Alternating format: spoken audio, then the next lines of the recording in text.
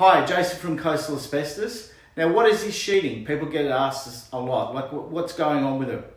Well, the simple explanation is the sheeting in your wall, like it could be this wall, it could be in your home that may have asbestos in it.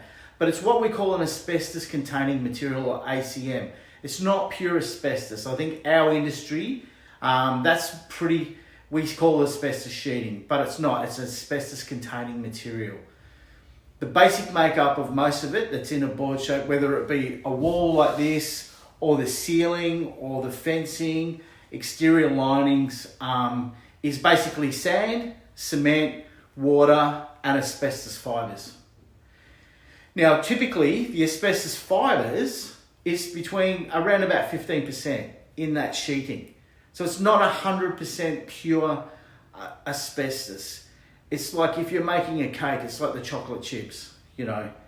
It's just another ingredient that makes up the sheeting. So it's not, I think a lot of people are alarmed, a lot of people get confused and think that the asbestos sheeting in their home is pure asbestos. Well, it just isn't.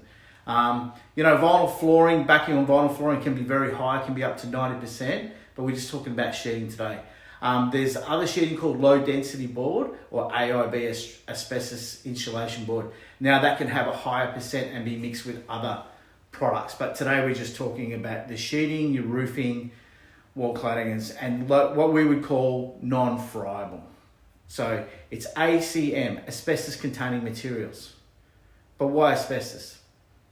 Asbestos is a naturally mined mineral, and when it comes out of the ground, the fibres are very loose and very free, almost like fairy floss, I guess. Not really, but that's the easiest way in layman terms to explain it.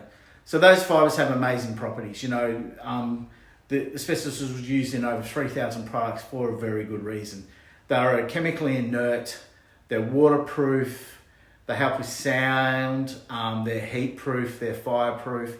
So it just made sense that if you're going to build a house and you're going to put some sort of fibre to reinforce and give a bit of flexibility to cement, sand and water mix, you would use the product for 1,000 uses. So that's how asbestos got into homes.